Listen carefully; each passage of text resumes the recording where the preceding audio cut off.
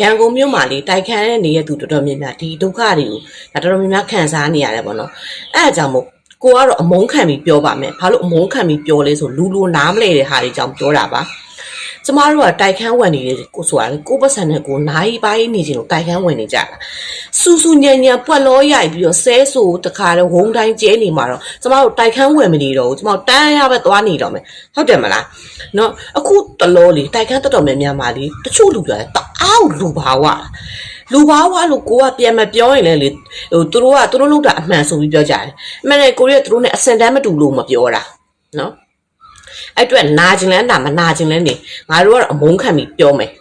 နော်တချို့တာဆန်နေတောကနေလေကွက်တွေရောင်းနော်မွေးရပါမြေကွက်တွေရောင်းပြီးရန်ကုန်ရောက်လာကြတယ်ပြီးတိုက်ခန်းတွေပေါ်တက်နေကြတယ်မိုးမလင်းသေးငွေရုပ်သီးထောင်းတာနဲ့ခလေးတွေတပြုံတောင်ကြီးဝိုင်းဝုန်းတိုင်းကျဲနေအောင်တော့မိဘလုပ်တဲ့လူကမြင်းရသားနဲ့မပြောဘူးဘာဖြစ်လဲငါပတ်စံနဲ့ငါဝယ်နေဆိုစောက်ချိုးတွေနဲ့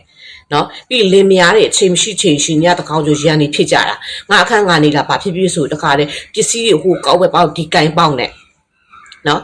ပြီးရမှာ9အိမ်ကြား10အိမ်ကြားငရုတ်တီးကထောင်းလာသေးတယ်လားနင်တို့လူလဲနည်းနည်းပါနားလဲကြသေးလားတိုက်ခန်းဆိုတာအနေဆုံးအခန်းနေရာလေး10ခန်းလောက်ရှိတယ်ဒါတိုက်ဆိုအနေဆုံး10ခန်းလောက်ရှိတယ်အဲ့10ခန်းမှာနင်တို့တယောက်တည်းလူတွေနေတာမဟုတ်ကျန်တဲ့လူတွေနေတာ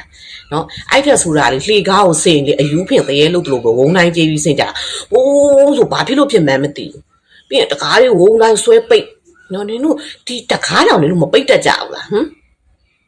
နောက်ပြီးတကားရေချူကန်တကားတွေအင်းရှိတကားတစ်ခါပိတ်လိုက်အုံတိုင်းဆိုခေါင်းတွေပါကျင်းနေသလားအဲ့နင်တို့အစင်တန်းမရှိတာအရေးမကြီးတာငါတို့လိုလေတိုက်ခန်းကိုလေပတ်စံနဲ့ဝယ်နေပြီးအေးစစ်စစ်နိုင်ပိုင်းနေခြင်းနဲ့တူပါလေနေစင်နဲ့မြအာကုတူပဲသလားနင်တို့ကအဲ့အာကုတူနေစင်နဲ့မြပေးတယ်ငါတို့ကလည်းနင်တို့အစင်တန်းမတူဘူးမပြောဘူးเนาะအဲ့မှာနင်တို့လည်းငါနဲ့စပြီးကြွိုင်းတက်တာအဲ့အကြောင်းမို့လို့တခါလေးကြာရင်လေကိုယ်စိတ်ကူးမိတာလေတလားထိုက်ခန်းနေနေချင်းစိတ်လည်းမရှိတော့ဒီလိုဟာစားတွေပါလာလို့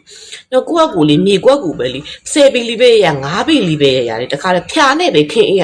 ပဲနေချင်းတော့တယ်